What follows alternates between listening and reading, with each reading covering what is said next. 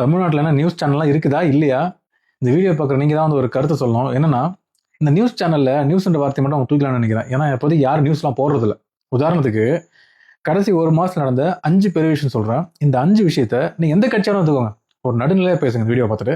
நான் சொல்கிற 5 விஷயத்த எத்தனை நியூஸ் சேனல் நல்லா ஃபுல்லாக கவர் பண்ணாங்க, லைவாக கவர் பண்ணாங்க மட்டும் சொல்லுங்கள். முதல் விஷயம், 41 குழந்தைங்க சத்துணவு சாப்பிட்டு ஹாஸ்பிட்டலில் வாந்தி மயக்கம் அட்மிட் இருக்காங்க. எத்தனை சேனல்ஸ் இதை பற்றி பேசிச்சு, டிபேட் வச்சுது, லைவாக கவர் பண்ணிச்சு? 41 நம்பர், நீங்கள் கேள்விப்பட்ட நம்பர் இருக்குல்ல, இருக்கும். ரெண்டாவது விஷயம், இன்னைக்கு ஆக்டிவாக இருக்க மினிஸ்டர் மேலே பல ஆயிரம் கோடி ஊழல், அவர் மேலே கேஸ் போட சொல்லி கோர்ட் ஆர்டர் கொடுத்துருக்கு. இன்னைக்கு வரைக்கும் கேஸ் போடல. அதை பற்றி நீங்கள் ஒரு டிபேட்டே வச்சுருக்கோனாமா? எத்தனை மீடியா அதை பற்றி பேசுனீங்க? 2 வயசு குழந்தைய ஒருத்தர் ட்ரைவ் பண்ணான், அதை பற்றி நியூஸ் வெளில வரல. முந்தா நேற்று ஒரு சின்ன பொண்ணு பைக்கில் போன பொண்ணை வந்து ரேப் பண்ணாங்க, அதை பற்றி எந்த நியூஸும் பெருசாக பேசிக்கல. நாங்குநேரி கொலை ஒரு நாள் பேசுனீங்க, அதுக்கப்புறம் அது அப்படியே காணாமல் போயிடுச்சு. என்ன ட்ரை பண்ணுறீங்க? இது எப்படி தெரியுமா? நான் சைக்காலஜி சொல்கிறேன்.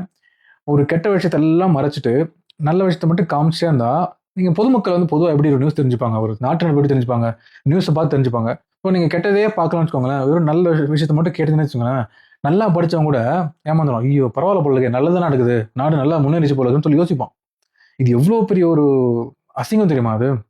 அப்படி விலை போயிட்டீங்களா, இல்லை நீங்கள் போட உங்களுக்கு தைரியம் இல்லையா? எனக்கு புரியலை. எனக்கு ஏன் அது பண்ண மாட்டீங்க? நீங்கள் வந்து நடுநிலையாக இருந்து நாட்டு மக்களுக்கு இதெல்லாம் கொண்டு போய் சேர்க்கணும், ஒரு நியூஸ் சேர்க்கணும். இது யார் ஜெயிச்சு ஆட்சிக்கு வருது வரல அதெல்லாம் செகண்டரி, அது மேட்டர் இல்லை. ஏன் ஒரு நியூஸாக போட மாட்டீங்க? எனக்கு தெரிஞ்சு இந்த மாதிரி விஷயங்களை ஒரு நியூஸ் சேனல் கவர் பண்ணுச்சு. அந்த நியூஸ் சேனலுக்கு கிடைச்ச பரிசு என்ன தெரியுமா? ஒரு வாரம் கேபிள் சேனல்ல அந்த சேனலே வரல. அப்புறம் அங்கேயும் எங்கேயும் ஏதோ குரல் கொடுத்து போராடி கடைசியில் அந்த சேனல் வந்துச்சு. இது பார்க்குற பொதுமக்களுக்கு ஒன்று தான், நீங்கள் நம்ம ஒரு சேனல் இதுக்கப்புறம் நியூஸ்க்காக பார்க்குறது டோட்டல் வேஸ்ட். நான் அப்சர்வ் பண்ண வரைக்கும் எதுலேயுமே நியூஸ் வரதில்ல. நீங்கள் வந்து வெளில வந்து இங்கிலீஷ் சேனல்ஸ் பாருங்கள், மற்ற ஸ்டேட்டோட நியூஸ்லாம் பாருங்கள், அவங்க கூட டீசெண்டாக அந்த நம்ம ஊரை பற்றி நியூஸ் போடுறான்.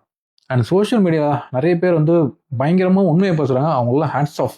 இதுவே ஒரு ஆக்டர் வந்து வண்டி எடுத்து வெளில போட்டோமே, புறப்பட்டு விட்டார், வந்து விட்டார், வளைகுடா நாடுகள் மேலே குண்டு வீசுகிறார்கள், இங்கேருந்து அங்கே போகுது, அங்கே இங்கே வருது, லைவ் கவரேஜ். எதுக்கு எங்க இப்போ லைவ் கவரேஜ் பண்ணி அங்கே குண்டு போகிறத உட்காந்து நீங்கள் பார்த்து என்ன பண்ண போகிறோம்? இங்கே நடக்கிற விஷயத்தை பற்றி நீ 1 மணி நேரம் பேச. This is the state of media in Tamil Nadu. Everybody is sold out. But மக்களே உஷாராக இருங்க. இந்த வீடியோ பிடிச்சுன்னா ஒரு லைக், ஒரு ஃபாலோ கொடுங்க. உங்களோட கருத்துக்களை கமெண்ட் பண்ணுங்க நடுநிலையா. டேக் கேர், பாய்.